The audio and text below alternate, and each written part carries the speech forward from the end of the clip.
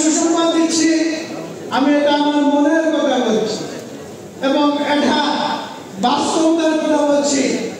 বাংলাদেশ জামাত ইসলামী যদি সরকার গঠন করে, তাহলে যে সিলেট আগের ইতিহাসকারীরা এই 54 বছরে